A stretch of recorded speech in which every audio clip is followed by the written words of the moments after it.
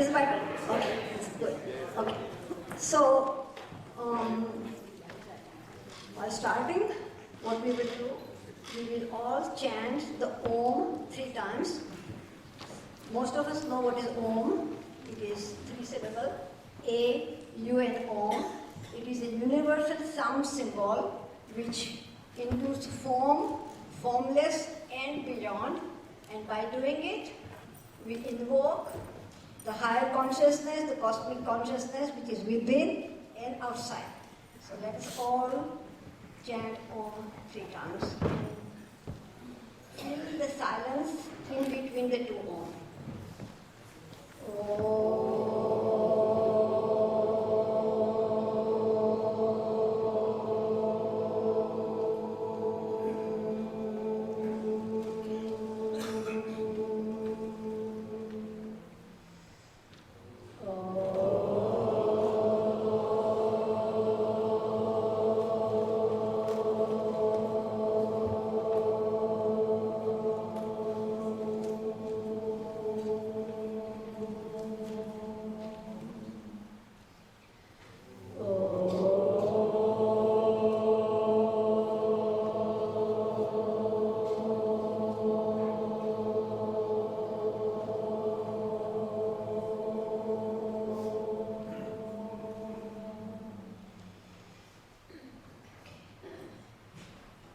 We are all here in presence.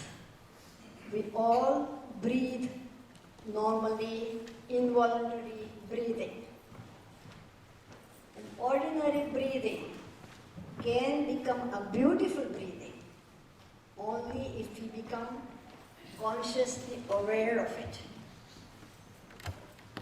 So, Bhagavad Gita's teaching is to become a divine from a human being. We are all human beings. We are all blessed. Number one, because we have human birth. Second thing, we are blessed because we have a desire to know who am I, who is the world, and who is God. Otherwise, we won't be here, sitting on weekend morning. And so that is mumukshutva. Manushya janma, the human birth. The mumukshutva, wanting to know about ourselves, the world, and the God. And the third is associating with either spiritual master or the spiritual master within you, the soul within you. Bhagavad Gita teaches the two dimensions. Shri Bhai explained the real I and the relative I. The real I is the one that is unchanging. It's a chart here which shows the 4 levels. If you have a choice to say, I have a car or I am a car, a car, what would you say? I have a car. Would you say, I have a body or I am a body? I have a body. Would you say, I am a mind or I have a mind? I have a mind. So then who am I? I was 7 years old, I remember, when my father asked me to pray to God, and I said, who is God? And I said, look, the weather changes. After monsoon comes the winter, comes the summer. There must be some power that may make it happen. The flowers bloom at the right time, right? There must be some power. That is we call God. That is like Bharam just said, Einstein said, cosmic consciousness. You may not like the word God, because of the name of word G-O-D, there have been wars because of misconception, false interpretation of God. But we all know the power. The power that makes me talk right now, power that makes you listen, I'm listening at the same time when I talk, is the same. We all look different, we all think different, we may all have different position, but the power is the same. And that power's quality, mainly 3, we call Sat, the truth, Chit, the peace, and Ananda, the joy or the bliss. Now these are the 3 qualities of who really I am. But then how come I don't experience that? If that's what who I am Sat Chit and Anand, I am the love, joy, peace and freedom, that is the existence, bliss and knowledge. How come I experience that I'm frustrated, I'm angry, I'm sad, I'm confused, I have doubts? How come? Gita ji teaches us there are three main reasons. And the explanation is an analogy.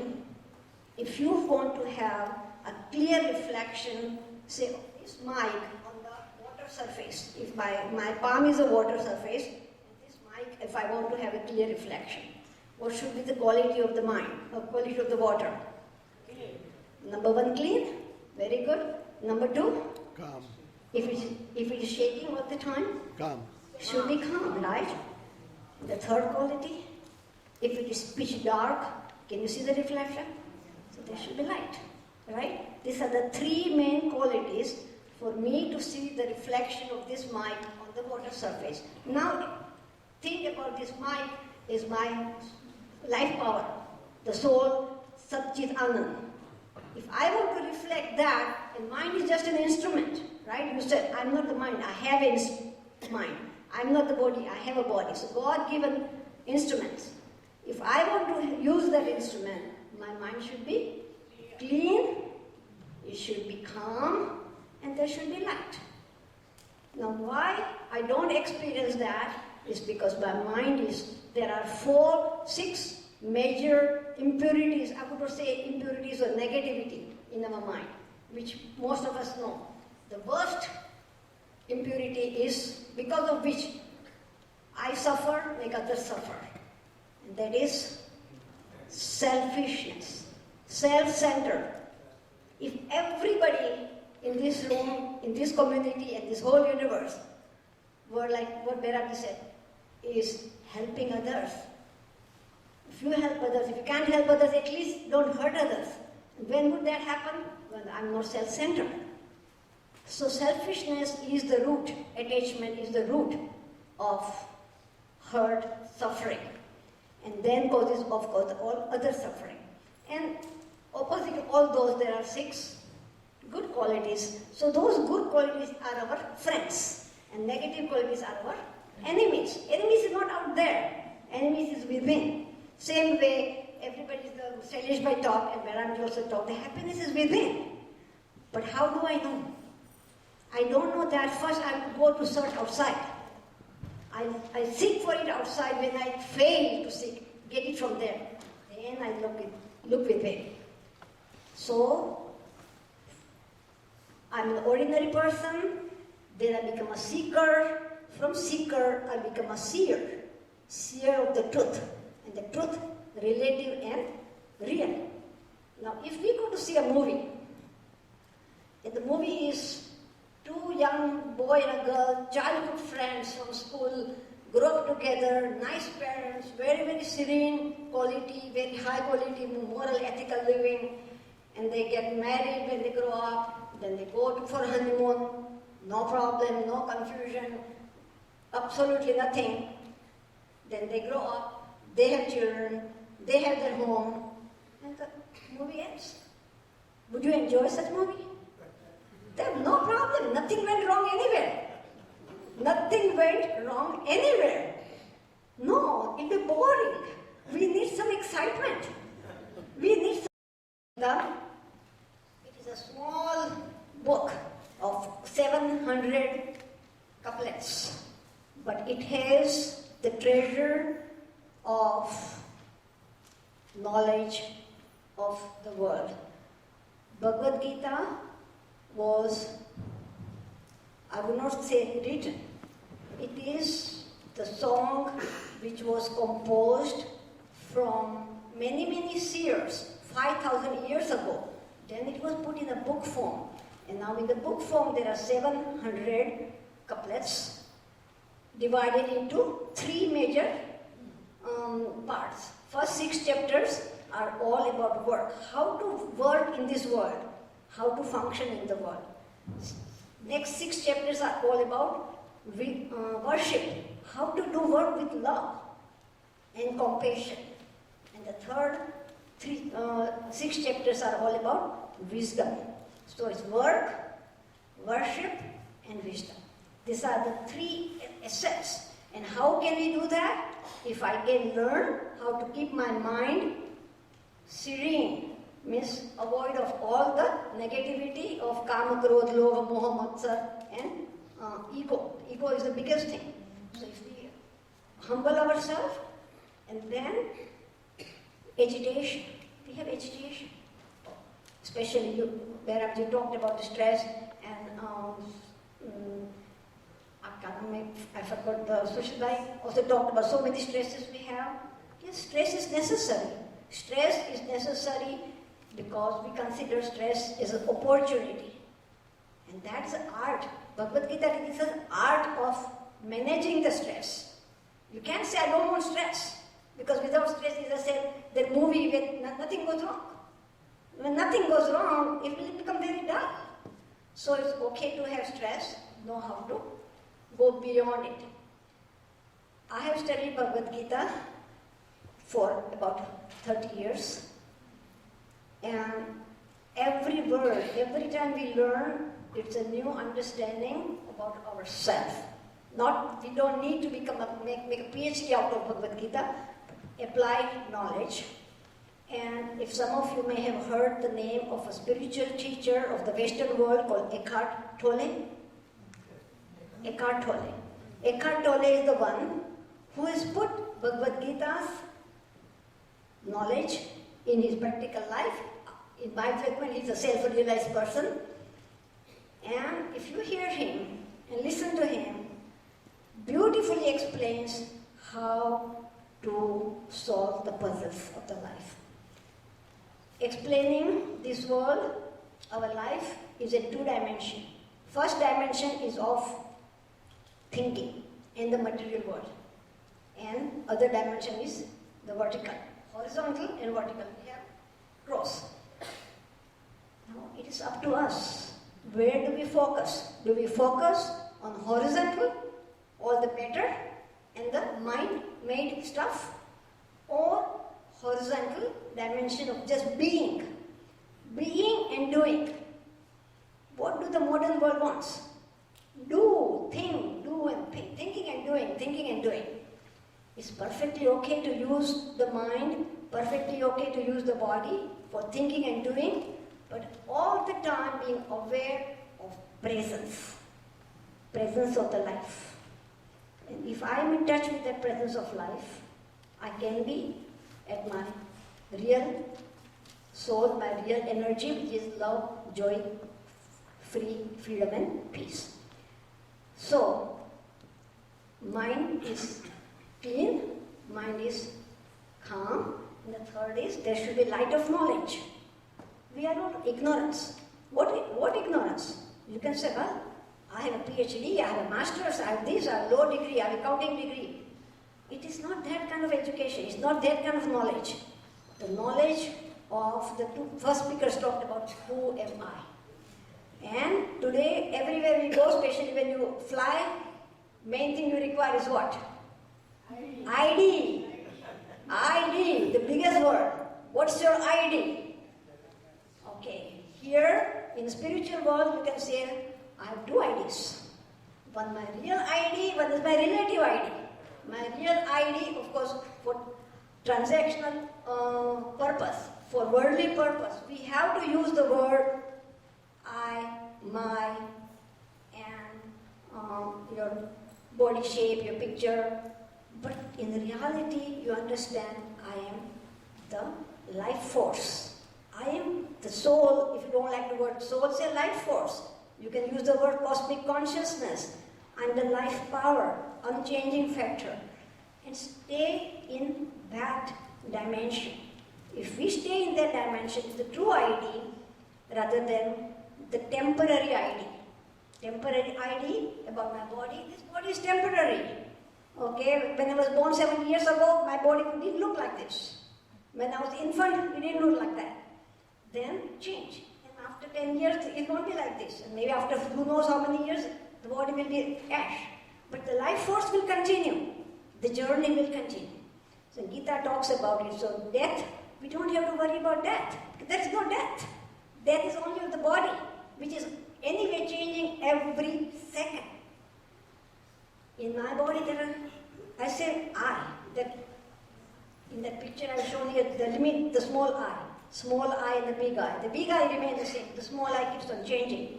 Every day, thousands of cells are changing. Are we aware of it? No. Then who? I tell myself I. Who is that I? My head is I. My stomach is I. My hand is I. My leg is I. No. They're all put together, working with the dimension of being. And if I stay so though, I have to always remember myself. I am truthful being. I am loving, joyful, peaceful being. And through me, I function. If I function by being aware of that dimension, whatever I do, number one, I can never hurt if I'm in touch with that. And then whatever I do will be done in the spirit of God's instrument, and I will not be obsessed about the outcome. We get stressed because we're worried. What will happen? How? If I was worried about, what will I speak? Will people like it? People won't like it? What comments they are going to make? Then of course it's going to get more stress. But if I prepare myself saying, look, Vijaybai invited me. I'm an instrument of whatever this had to happen, master plan. So I do my best. People like it, good. They don't like it, I just have to do my duty. So the Gita's 4 most important words, number 1, Om, that we already recited. Second is Dharma. Dharma is not a small sense religion. Dharma is the law of being. Law of being. I am a human being. Do I act as a human being or do I act as an animal? That's up to us to decide. And how can I decide that? If I do introspection on a daily basis. So, in our scripture, there is a picture of Vishnu with the 4 hands. Shankha, Chakra, Gada, Padma. Right? Those 4 hands. What does that represent? Power. It represents power. Yes, it's God's power. But the 4 hands represent Shankha, Shravana. First you listen. Listen to yourself. When I'm talking, I'm listening to myself. You can talk in the mind and you listen to yourself. Listen about what I'm doing. Am I hurting somebody? How is my speech? Chakra says, you see what's happening around you. You can visualize inside of your mind. Shankha, Chakra, Gada. And if you do something wrong, you better pay the penalty. Otherwise you will be guilty for the rest of your life. And then last is having a flower. The beautiful lotus flower. We talked about stress. Where does lotus flower grow? Can you have a lotus flower in a beautiful, clean water? No. Lotus flower will only grow from the mud, and the stem goes higher and higher and higher, and then it comes out, and then it blooms, unfolds. So yes, let there be garbage of stress around us, like the muddy water, but know how to get away from that, how to grow from it, how to go beyond your stress and bloom like a beautiful flower. Gita teaches us that. So it teaches us power of self-introspection, power of self-analysis, power of self-purification, and then self-unfoldment. And if we are unfold, Lord says, you and I are not different. The cosmic consciousness is within us. It's not different. So I will experience that joy. So spirituality is not something to be taught, but it is to be experienced. And Bhagavad Gita, such a small book, this is the only book that I know of who has more than 700 commentaries on one only book. There's no other book with it. Those commentaries are written by people who have studied the book for more than 30 years. And not just studied and given lectures, but have put into practice. Those are the saintly people that we know of. And Gandhiji is my mentor. I was 7, 8 years old when I was introduced to Gandhiji. I never seen him personally, but my father was a deep admirer of Gandhiji.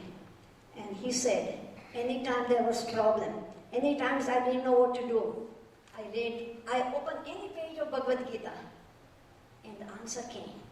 Why? The answer was within, but something was covering up. So it will come. So the only message of Bhagavad Gita is these 3: work, ethical, moral principle in your life, work for others. If you cannot work for others, at least don't hurt others. And do not be obsessed about the outcome, just enjoy the process. And fight. Fight meaning here, fight with asatya, anyaya and adharma. These are the 3 negative things happening within you and outside. If it's happening, it's your duty. Dharma's meaning is duty. What's your duty? Our duties may change at different times, at different places. But it's your duty to act in a spirit of worship. I'm doing it for God's work. And the wisdom will come. That's why the first God we invoke in ourselves, the God is within us, is the Vinayak, Lord Ganesha. Ganesha is the elephant god. It's not an elephant god, it's the God of wisdom. God of wisdom, if you understand that, we put it into practice. Anytime we have difficulties, you sit silent, you breathe to calm down your restlessness, and the God within will always give you the answer. So let us just for 5 minutes do this, because without meditation, as I said, the 6th chapter of Bhagavad Gita is meditation. And meditation is being still. And Eckhart Tolle has a beautiful book about the stillness speaks. Stillness speaks. That your life force speaks. So, if you do not mind, please, for 2 minutes, close your eyes, whatever book you have, just put it down. Keep your neck and body in a straight line. And just watch your breath. Just watch your breath. Try to take deeper breath than ordinary, because we ordinary people are going to become extraordinary by becoming aware of extraordinary beautiful breath. That beautiful breath is our treasure, and we don't even appreciate that. Just be aware of the breath. Breath going in, chest expands, abdomen expands. Every cell of your body is becoming vibrant with the life energy. Breath goes out. The next breath comes. This breath is going on from the first day we are born. It will be with us till the body will perish. Be aware that's the present moment. Past is gone. Past is a history. Future is a mystery. This moment, present moment, is all I have.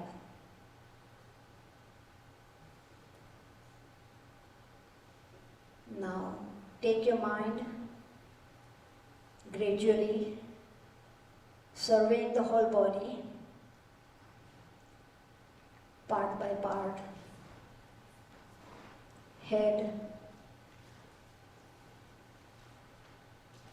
neck, chest, abdomen, lower abdomen,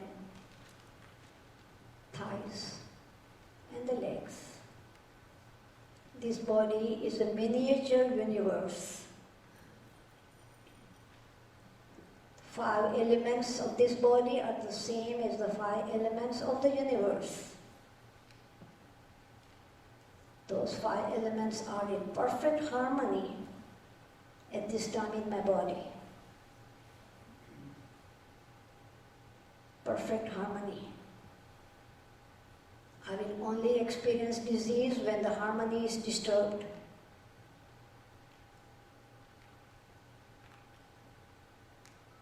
The head part is space. Let our mind be spacious, like a sky.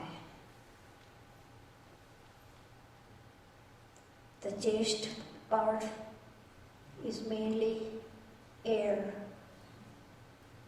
important for all the movements of the heart, movement of breathing, movement of the nervous system, blood system.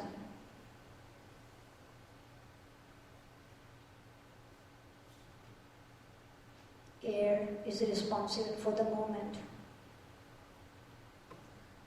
Then comes abdomen, the heat, the love, warmth of the love, warmth of the heat is within me. Vaishvanara, the heat that digests my food, is the God within, the heat element. Go down, a water element. Water element is the uniting force.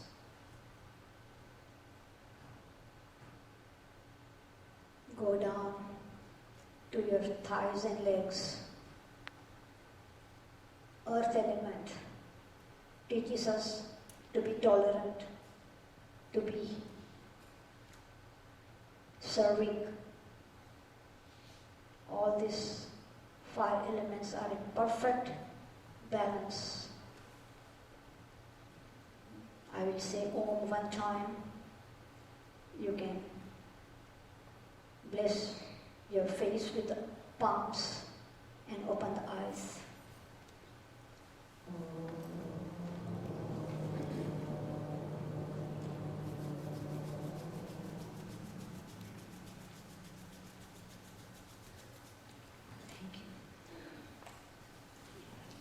God wants us to be at peace.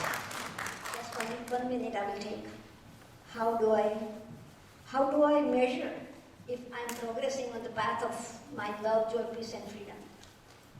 You can make your own alphabets to represent each word. I have made for myself. P is positive, P is power, P is presence. Learn to be in present. E is equilibrium.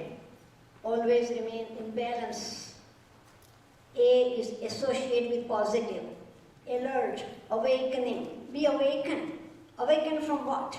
Awakened from negative identification with the body-mind complex. Yes, body is there, mind is there, but you don't need to identify with it. It's just an instrument. So B, E, A, C is compassion. If I love myself, I love my brothers, my sisters, I will not hurt. Their pain will become my pain. That's how we solve the puzzles of life. And the last is E, is the expansion from becoming individual to universal. So I'm not just little 4'11" feet tall a woman.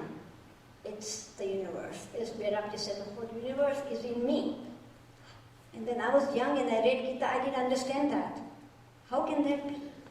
But it is the saying the God is me and I am God is not in a quantity, it's quality. If you have to measure the whole ocean, you just take one drop of an ocean. The one drop of ocean has the quality of the whole ocean. So here the God is ocean of love, ocean of joy, ocean of peace and ocean of freedom. So I am that love, joy, peace and freedom. So let me be in that journey.